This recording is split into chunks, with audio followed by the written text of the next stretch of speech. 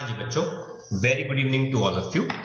आज हम तीसरे लेक्चर के साथ शुरू करने वाले हैं इस चैप्टर का। और आज की जो हमारा हेडिंग टॉपिक रहेगा वो है डाल्टन्स एटॉमिक थ्योरी।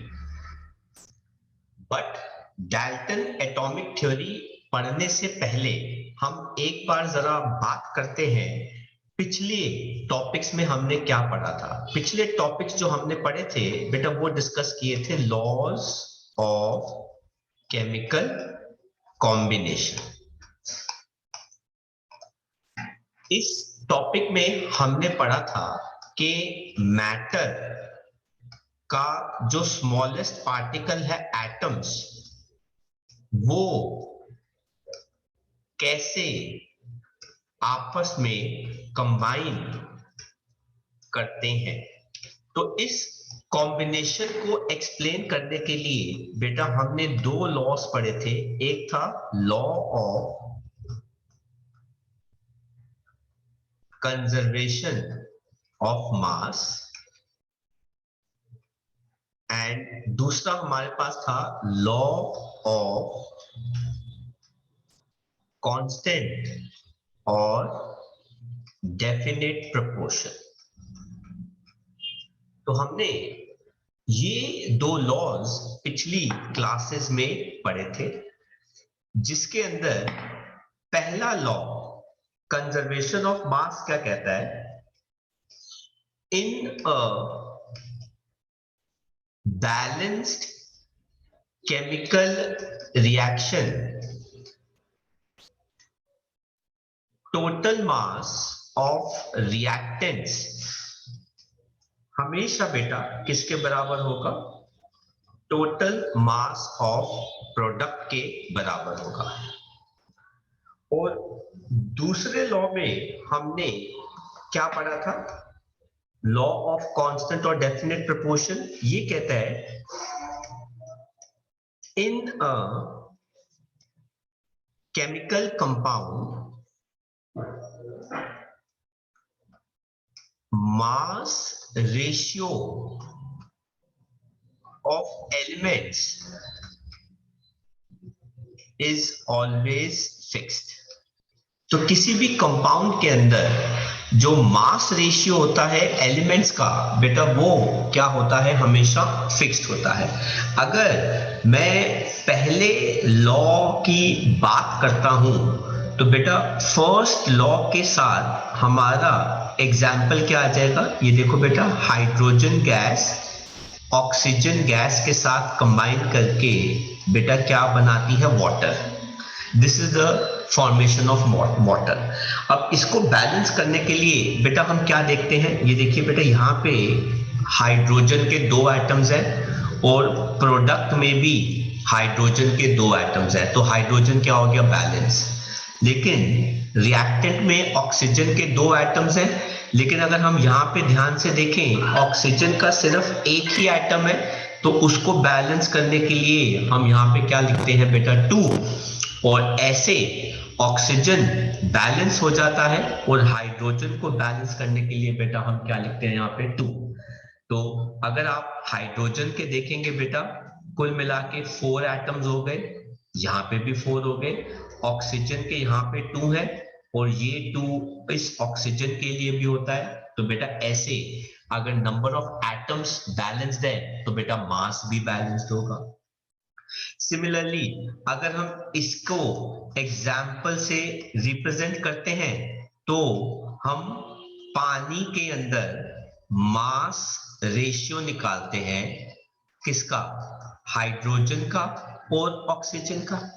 हाइड्रोजन के कितने एटम्स होते हैं बेटा पानी के अंदर, 2 एटम्स होते हैं, उसका मास कितना होता है, 1। एलिमेंट्स के एटॉमिक मासेस हमको इस चैप्टर में आगे बताए जाएंगे और वो हमको याद नहीं करने होते बेटा, टीचर्स हमेशा उनको शेयर करती हैं हमसे। और पानी में ही ऑक्सीजन के कितने एटम हैं, 1, उसका मास कितना होता है, 16। तो बेटा ये रेशियो कितना आ गया, 1:8। तो पानी के अंदर हाइड्रोजन और ऑक्सीजन के बीच में जो फिक्स्ड मास रेशियो है बेटा वो कितना है, 1:8।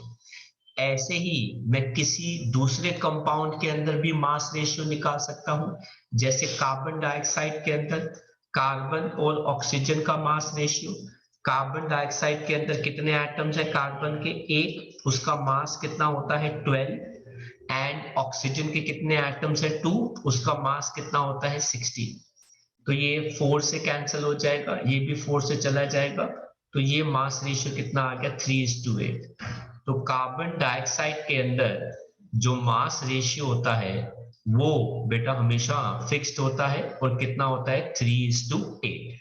ये फिक्स्ड मास रेशियो ही एक कंपाउंड को बनाता है, या हम ऐसे कह सकते हैं कि हर कंपाउंड के अंदर मास रेशियो जो होता है बेटा वो हमेशा क्या होता है फिक्स्ड।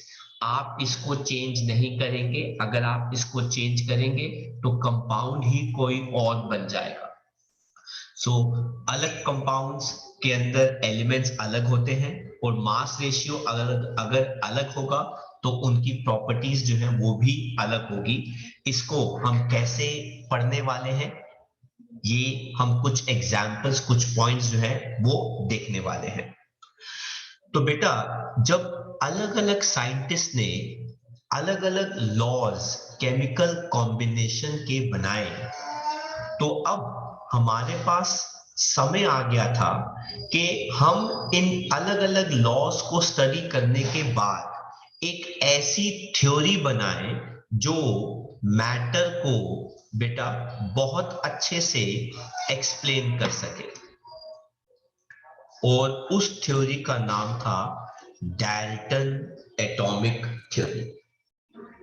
जॉन डाल्टन हमारे बेटा एक साइंटिस्ट थे।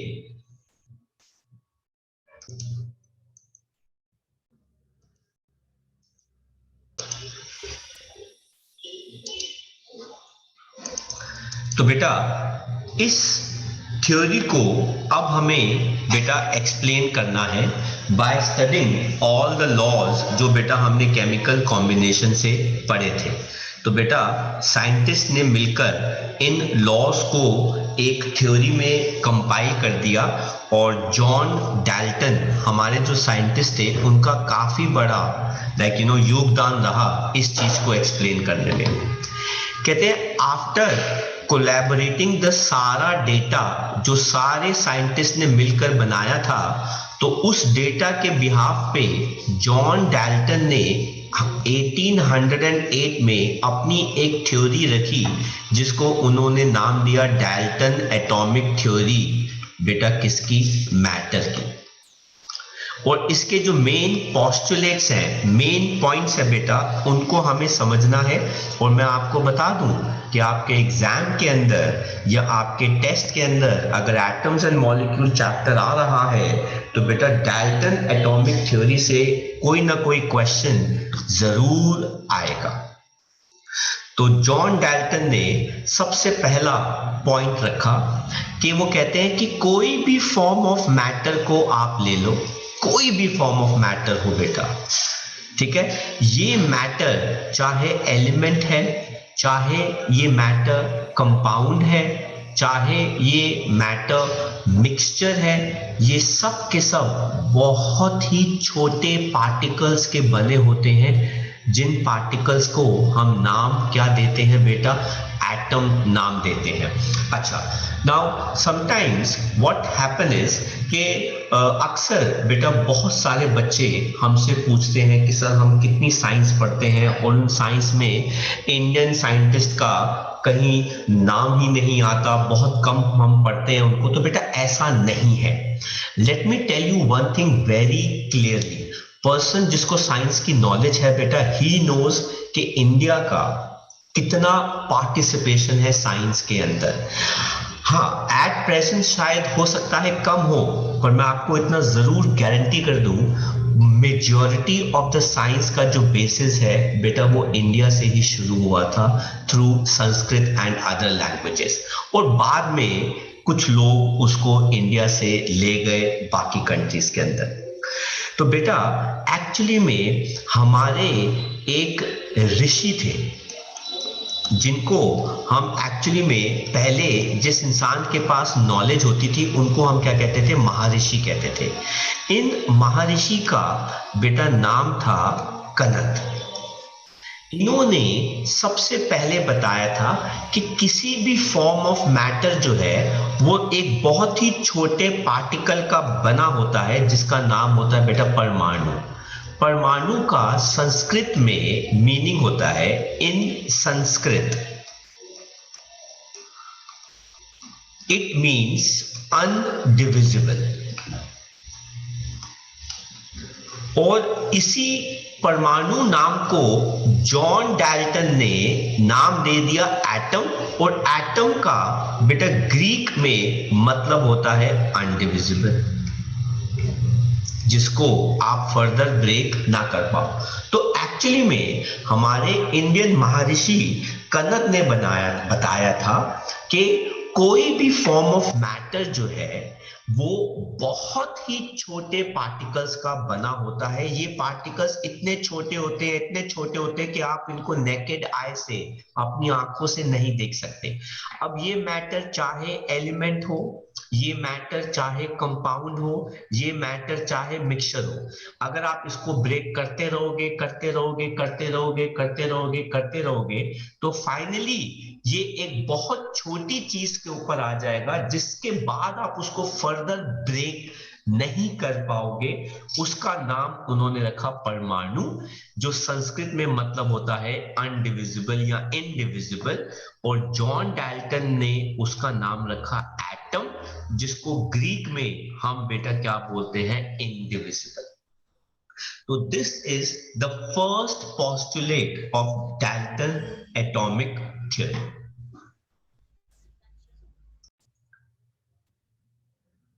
नेक्स्ट जो बेटा हमारा पोस्टुलेट आता है वो हमको क्या बताता है, वो कहता है कि ये जो एटम है, जो सबसे छोटा पार्टिकल है, यही है वो जो किसी भी केमिकल रिएक्शन में पार्टिसिपेट करता है। मॉलिक्यूल्स, कंपाउंड्स पार्टिसिपेट नहीं करते। वो कहते हैं कि जितने भी मॉलिक्यूल्स होते हैं या जितने भी कंपाउंड्स होते हैं बेटा, ये सबसे पहले बेटा क्या करते हैं, ब्रेक करते हैं। किसमें ब्रेक करते हैं सर, एटम के अंदर ब्रेक करते हैं। एटम्स बेटा क्या कैरी करते हैं, केमिकल रिएक्शन, और उसके बाद दे फॉर्म प्रोडक्ट। तो इन रिएक्शन, एक केमिकल रिएक्शन के अंदर, लेट अस सपोज बेटा मैं आपको एक एग्जांपल देता हूं, दिस इज हाइड्रोजन गैस का molecule, this is oxygen gas का मॉलिक्यूल। तो बेटा ये भी मॉलिक्यूल है, ये भी ऑक्सीजन का मॉलिक्यूल है।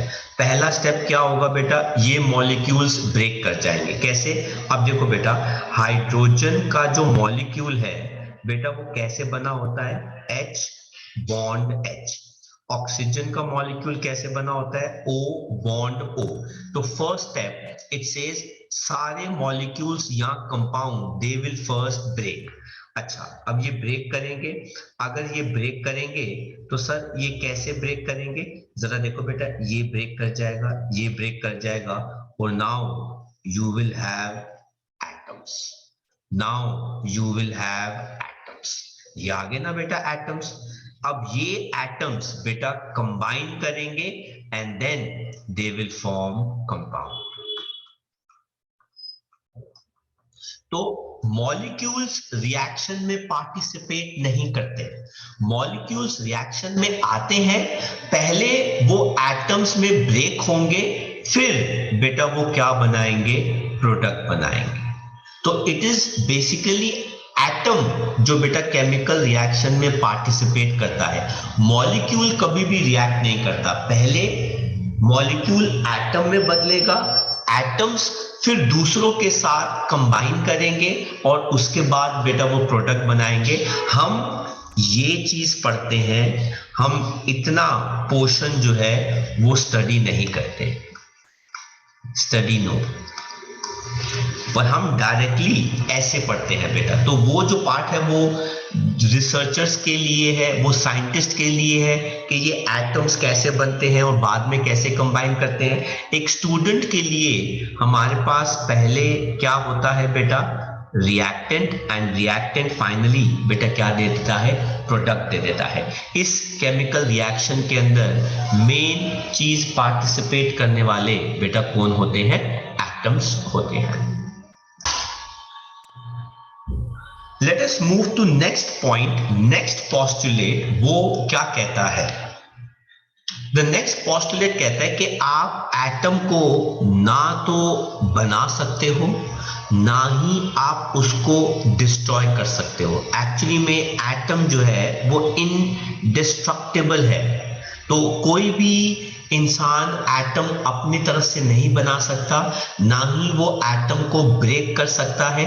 ठीक है, एटम्स जो होते हैं वो क्या होते हैं, इनडिस्ट्रक्टिबल होते हैं। एंड याद रखना, हम ये थ्योरी की बात कर रहे हैं, और ये थ्योरी बेटा हमारे पास कब आई थी, 1808 सेंचुरी के अंदर आई थी। तो बेटा we are talking almost more than 200 years पहले।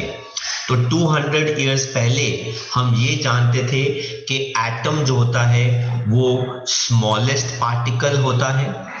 Is that clear, smallest particle होता है, और दूसरा एटम को आप ब्रेक नहीं कर सकते, इट इज इनडिस्ट्रक्टिबल। देन हम नेक्स्ट पॉइंट की बात करते हैं, नेक्स्ट पोस्टुलेट वो कहता है atoms of same element, very nice point. कहता है atoms of same element are identical in all respect, चाहे वो साइज हो, चाहे वो शेप हो, चाहे वो मास हो, चाहे वो प्रॉपर्टीज हो। अब देखो, मैंने एक बच्चे को बोला गेट कार्बन का एटम फ्रॉम फॉरेस्ट, बेटा वो फॉरेस्ट से कार्बन का एटम गया है। मैंने कहा दूसरे बच्चे को गेट कार्बन का एटम फ्रॉम लैब, ठीक है। फिर मैंने एक और बच्चे को बोला गेट कार्बन का एटम फ्रॉम कोल। फिर मैंने एक और बच्चे को बोला गेट कार्बन का एटम फ्रॉम डायमंड। बेटा नाउ अगर आप ध्यान से देखो, all these things are in different places, in different forms, लेकिन ये सब जो है बेटा उनके अंदर क्या है, कार्बन के एटम्स। इन सब कार्बन के एटम्स के साइज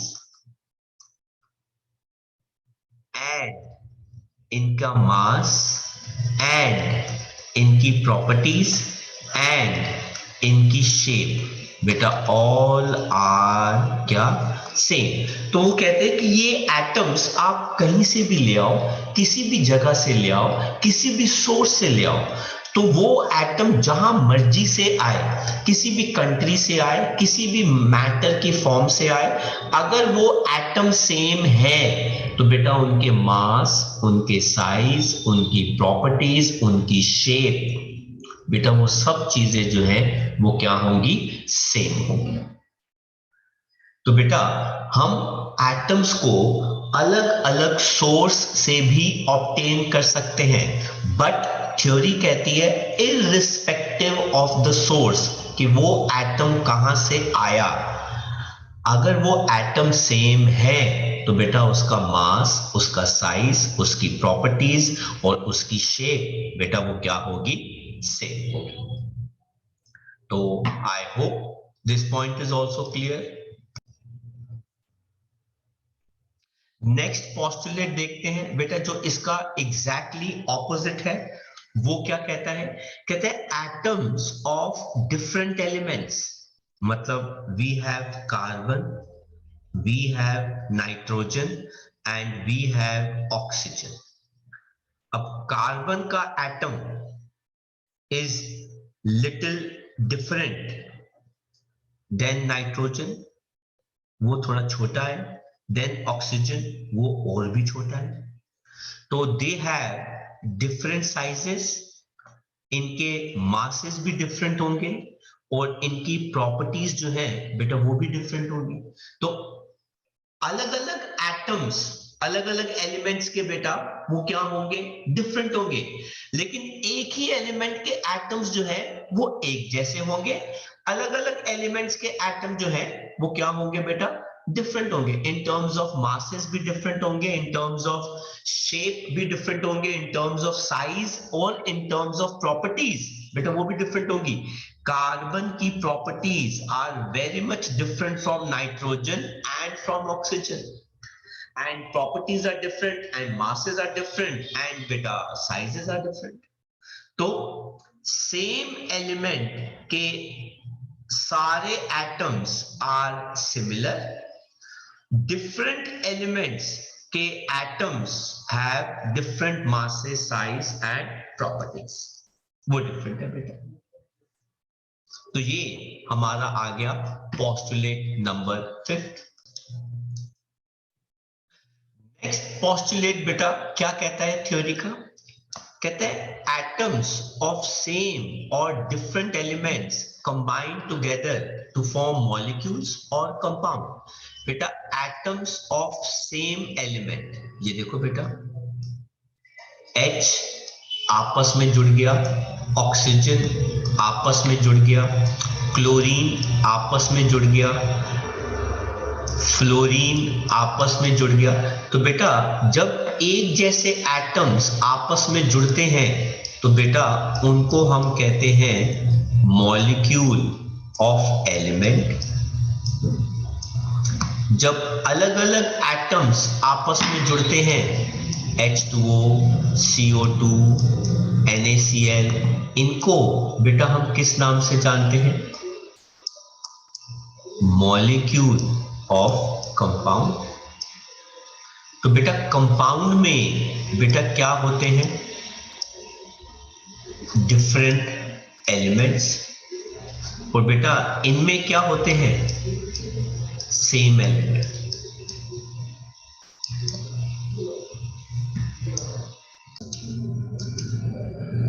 नेक्स्ट पोस्टुलेट अंडरस्टैंड करते हैं बेटा, समझते हैं वो क्या कहता है। 7th पोस्टुलेट बेटा क्या कहता है, कहता है atoms of different elements combine together to form compounds, but when they do so they always combine in simple whole number ratio। So what do you mean by whole number ratio? 1:2, 2:3, 1:3, 1:4। तो बेटा इसको हम क्या कहते हैं बेटा, whole number ratio. जैसे बेटा हम बात करते हैं, let us talk about some compounds and उनके रेशियोज।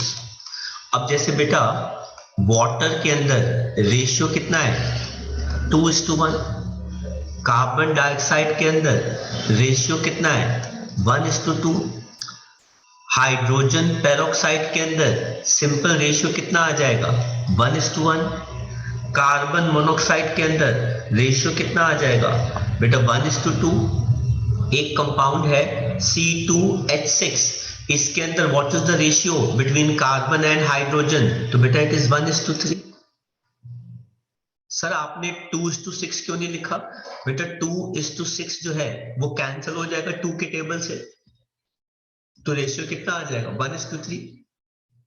तो उन्होंने क्या बोला हमें, उन्होंने बोला कि एटम्स अलग अलग एलिमेंट्स के, देखो बेटा एलिमेंट्स अलग अलग है ना, यहाँ पे it is hydrogen and oxygen, यहाँ पे it is carbon and oxygen, यहाँ पे it is hydrogen and oxygen again, यहाँ पे it is carbon and oxygen again, यहाँ पे it is carbon and hydrogen. तो बेटा what ever different elements they have, but जब ये एटम्स, ये एलिमेंट्स आपस में कंबाइन करेंगे तो उनका जो एटम्स का नंबर का जो रेशियो होगा बेटा वो हमेशा क्या होगा, सिंपल होगा, नेवर इन फ्रैक्शंस। फ्रैक्शंस में कभी नहीं होगा 1:2, 2:3, 2:1, 3:1, 1:4, 1:5, 2:5, 3:5. So these numbers are known as simple ratio. अब there is another molecule C6H12O6। इस कंपाउंड का बेटा नाम होता है ग्लूकोज। इसके अंदर बेटा कार्बन भी है, हाइड्रोजन भी है, ऑक्सीजन भी है, and there are 3 elements, carbon, hydrogen oxygen. Carbon के बेटा कितने एटम्स हैं? 6। हाइड्रोजन के कितने एटम्स हैं? 12। ऑक्सीजन के कितने एटम्स हैं? 6। तो सर इसके बीच में सिंपल रेशियो क्या होगा? बेटा सिंपल रेशियो आ जाएगा, दिस विल गेट कैंसल्ड, तो बेटा सिंपल रेशियो आ जाएगा 1:2:1। सो ये बेटा हमारे पास क्या आ गया? Simple ratio. तो बेटा रेशियो जो है वो क्या होना चाहिए? बेटा सिंपल होना चाहिए। और वो यही कह रहे हैं कि एटम्स अलग अलग एलिमेंट्स के जब कंबाइन करते हैं कंपाउंड बनाने के लिए, तो उनके बीच में जो रेशियो होता है वो बेटा सिंपल होल नंबर होता है। It is not in fraction, fraction में नहीं हो सकता। आई होप आपको समझ में आ गया बेटा। तो बेटा ये थे हमारे कुछ पोस्टुलेट। आगे देखते हैं बेटा नेक्स्ट पोस्टुलेट जो है वो क्या कहता है। 8th पॉइंट कहता है the number and kind of atoms in a given compound is always fixed. अच्छा टेल मी बच्चों, हमने क्या बनाना है? वाटर। तो अगर वाटर बनाना है, what are the kind of atoms हमको चाहिए? कौन कौन से एटम्स चाहिए पानी बनाने के लिए? कौन कौन से एटम्स आपस में जुड़ के पानी बनाते हैं? Hydrogen and oxygen. तो हमारे पास काइंड ऑफ एटम्स के लिए आंसर बेटा क्या आया? Hydrogen and oxygen. कोई बच्चा बताएगा कि what is the number of atoms required to make water? Hydrogen के कितने एटम चाहिए? 2। ऑक्सीजन के कितने एटम चाहिए? 1। तो बेटा these two things are fixed, you cannot change these two things. अगर you try to change these two things, it is a different compound. Sir वो कैसे? show me with one example. Okay, tell me, आपको carbon dioxide बनाना है, तो बताओ what are the kind of atoms you need?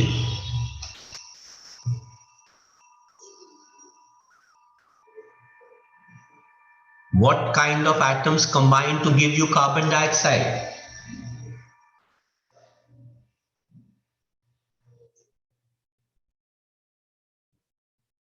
Very simple. Anyone knows the formula of carbon dioxide? Sir, CO2. CO2. Very good. It is CO2. तो कोई बच्चा मुझे बताएगा कि कौन कौन से एटम्स चाहिए इसको बनाने के लिए? Sir, carbon and oxygen. Very good, carbon and oxygen. अच्छा कोई बताएगा नंबर ऑफ एटम्स कितने चाहिए कार्बन के लिए?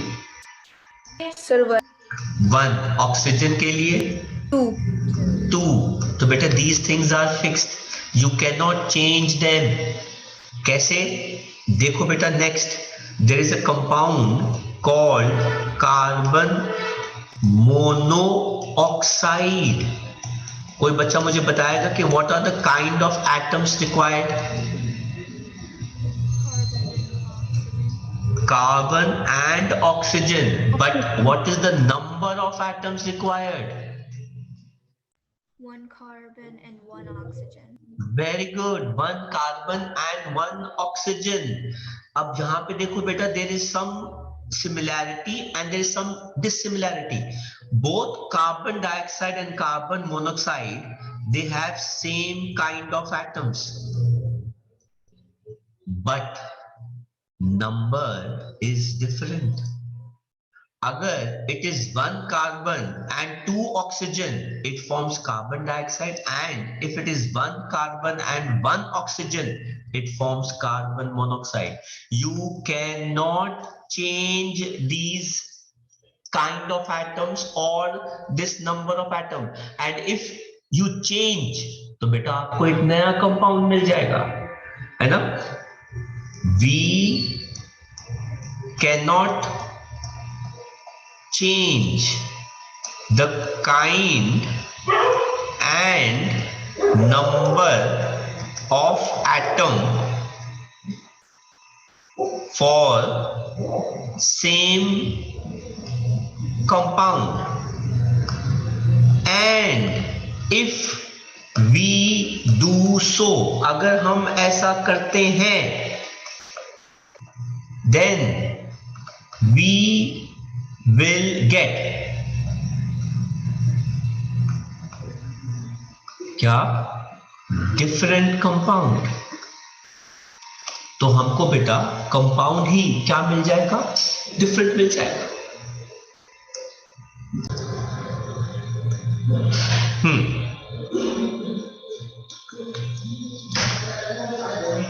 नेक्स्ट पॉइंट नंबर 9, ये क्या कहता है? कहता है atoms of two different elements में combine in different ratios to form more than one compound. Now अब देखो बेटा, इसका एग्जाम्पल देखो। नाउ नेचर सेज के एलिमेंट्स आर नॉट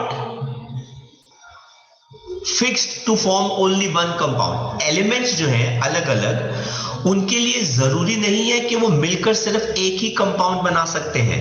अब कार्बन एंड ऑक्सीजन, वो मिलकर बेटा कार्बन मोनोऑक्साइड भी बना सकते हैं, एंड वो मिलकर कार्बन डाइऑक्साइड भी बना सकते हैं। ऐसे ही हाइड्रोजन एंड ऑक्सीजन मिलकर बेटा पानी भी बना सकते हैं, और बेटा हाइड्रोजन पेरोक्साइड भी बना सकते हैं। तो एटम्स डिफरेंट एलिमेंट्स के कंबाइन करके डिफरेंट रेशियो में, अब sir what is the ratio? Ratio यहां पे क्या हो गया बेटा? 1:1। रेशियो यहां पे क्या हो गया बेटा? 1:2। रेशियो इसमें क्या हो गया बेटा? 2:1। एंड सिंपल रेशियो इसमें क्या हो गया बेटा? 1:1। ऐसे ही बेटा सल्फर एंड ऑक्सीजन आपस में मिलकर they can form SO2 and they can form SO3। इसमें रेशियो कितना हो जाएगा? 1:2। इसमें रेशियो कितना हो जाएगा? 1:3।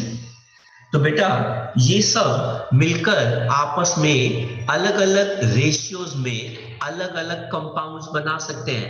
एंड यू नो, अगर मैं कार्बन एंड हाइड्रोजन को लेता हूं तो see the variety, they can form C2H2, ये भी एक कंपाउंड है।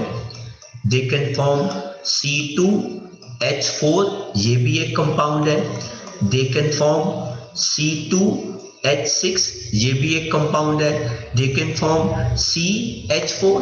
अब यहां पर रेशियो इज 1:1, यहां पे रेशियो इज 1:2, यहां पे रेशियो इज बेटा 1:3, यहां पे रेशियो इज बेटा 1:4। सबके अंदर रेशियो डिफरेंट है, इसीलिए बेटा कंपाउंड्स भी क्या है? डिफरेंट है। तो what is the postulate statement? The postulate says कि same atoms अलग अलग तरीकों से कंबाइन करके अलग अलग कंपाउंड्स बना सकते हैं। Same atom carbon and oxygen अलग अलग कंपाउंड बना सकते हैं। Same atom hydrogen and oxygen अलग अलग कंपाउंड बना सकते हैं। Same atom sulphur and oxygen अलग अलग कंपाउंड बना सकते हैं। लेकिन सर कैसे बनाएंगे? रेशियो अलग होना चाहिए। Same atom carbon and hydrogen मिलके अलग अलग कंपाउंड बना सकते हैं। कैसे? रेशियो अलग होना चाहिए। तो बेटा इनके अंदर काइंड ऑफ एटम्स बेटा वो क्या है? Are same, but number of atoms और ratio is different. That is the reason compounds are different. तो ये है हमारा नेक्स्ट पोस्टुलेट। तो बेटा लेट्स मूव फर्दर। यहां पर बेटा अभी तक इफ यू सी हमने बेटा क्या पढ़ा? Topic called Dalton's atomic theory. जिसमें we had first postulate, second point, third, fourth, fifth, sixth, seventh, eight and nine. तो we had 9 different postulates.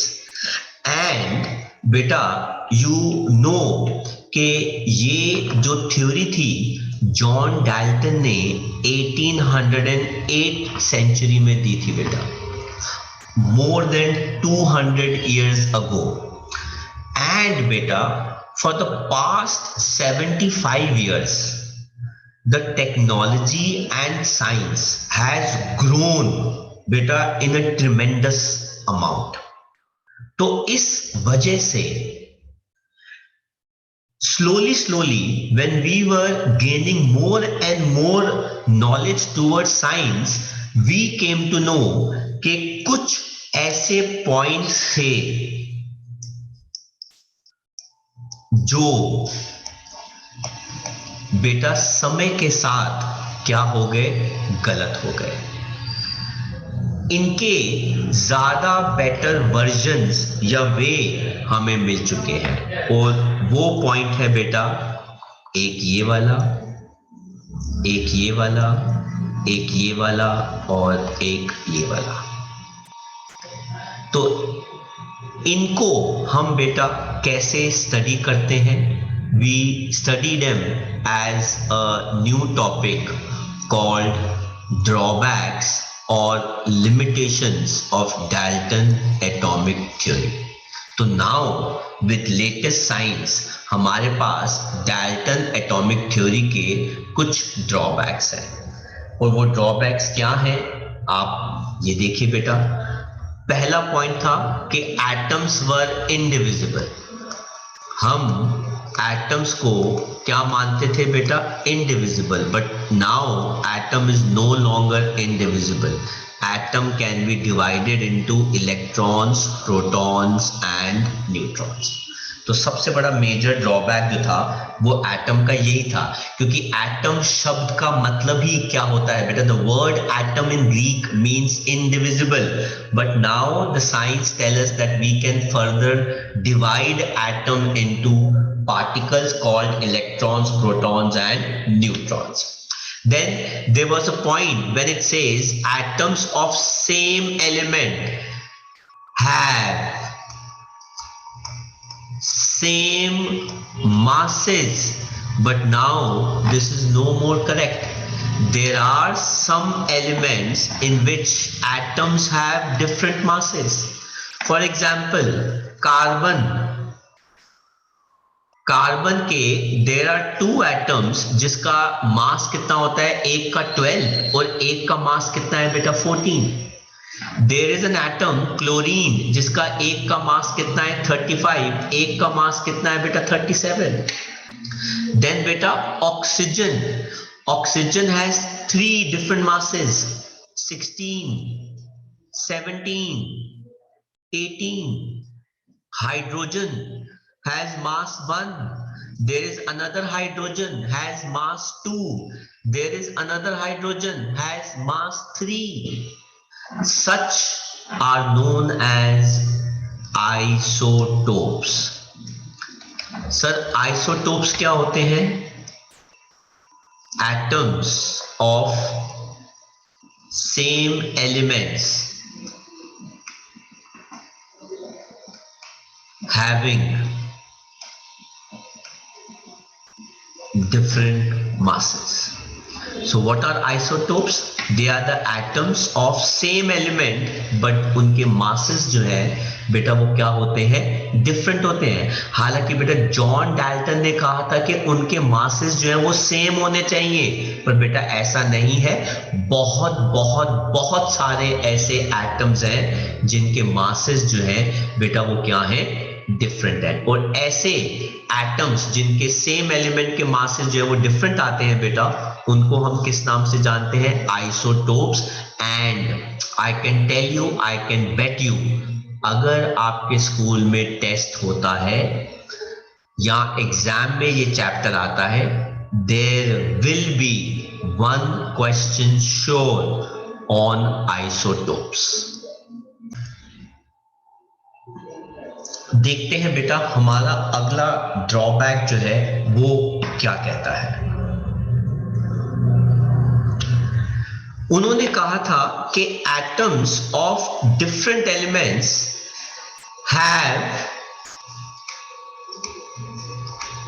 Different masses.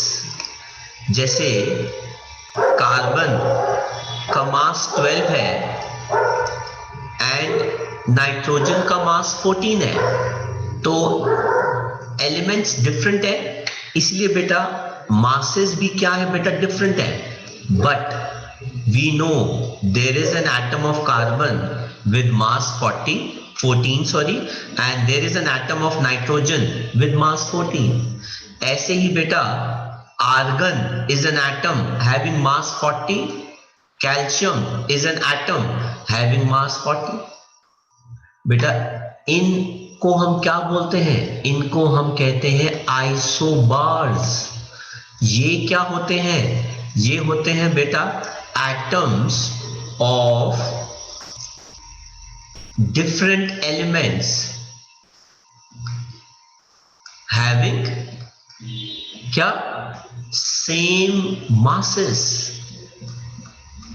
तो atoms of same elements can have different masses, they are called isotopes, and atoms of different elements having same masses, they are called isobars।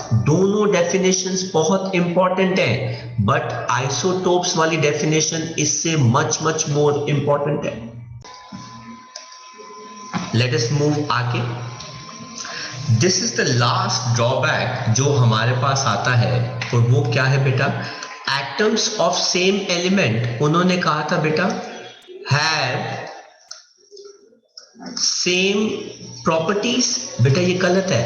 Atoms of same element can have different properties, like बेटा coal, charcoal, diamond, graphite।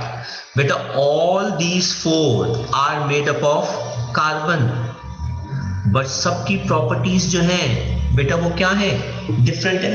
तो ये सारी चीजें जो है बेटा कोल, charcoal, diamond, graphite, ये सब मटेरियल्स सिर्फ किसके बने होते हैं बेटा? कार्बन के बने होते हैं, लेकिन इनकी प्रॉपर्टीज जो है बेटा वो डिफरेंट है। ऐसे ही बेटा ऑक्सीजन गैस बेटा ऑक्सीजन की बनी होती है O2, and there is another gas called ozone gas.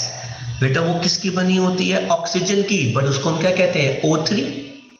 तो बेटा ऐसे फॉर्म्स को हम क्या कहते हैं? एलोट्रोप्स। क्या कहते हैं इनको हम?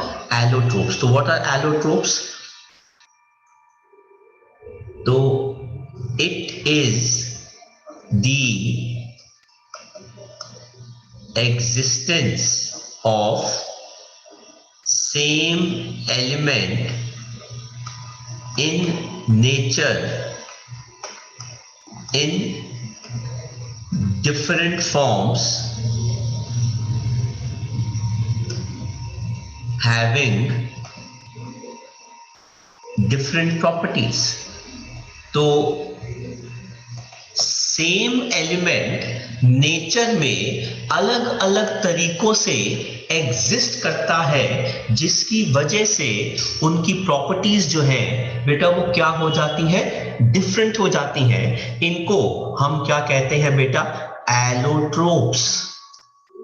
तो बेटा allotropes of carbon, if we सी,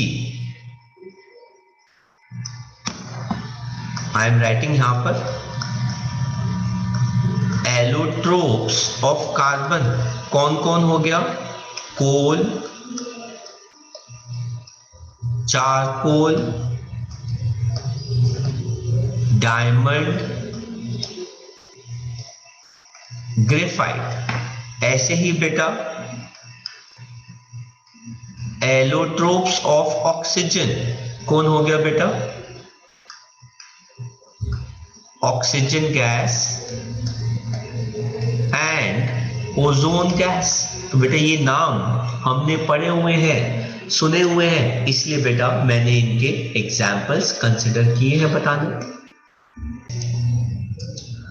तो बेटा लेट अस नाउ अंडरस्टैंड कुछ क्वेश्चंस बेस्ड ऑन टॉपिक्स जो बेटा हमने करे हैं। ये है एनसीईआरटी के बेटा क्वेश्चन आंसर्स और ये है इन टेक्स्ट का फर्स्ट क्वेश्चन। कहता है एक रिएक्शन के अंदर 5.3 ग्राम्स ऑफ सोडियम कार्बोनेट। तो हमारे पास बेटा एक कंपाउंड है sodium carbonate, reacts with acetic acid।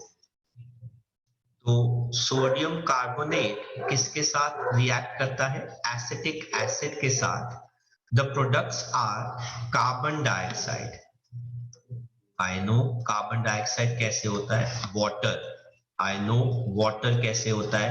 And sodium acetate.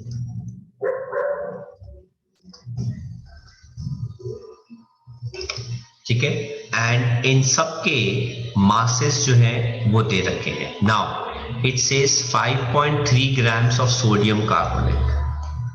This is 5.3 grams. Reacts with 6 grams of acetic acid. It reacts with 6 grams of acetic acid to produce 2.2 grams of carbon dioxide. 0.9 grams of water. And 8.2 grams of sodium acetate। कहते हैं show that these observations are in agreement with law of conservation of mass। तो बेटा according to law of conservation of mass, total mass of reactants should be equal to total mass of product।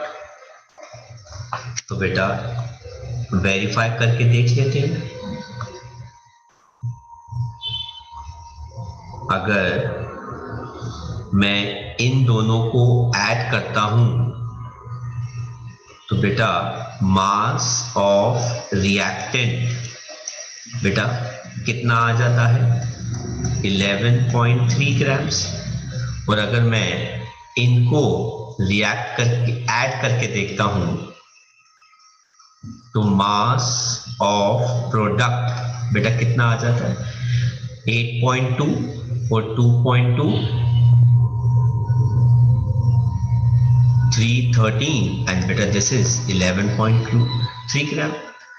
तो बेटा hence they obey law of conservation of mass।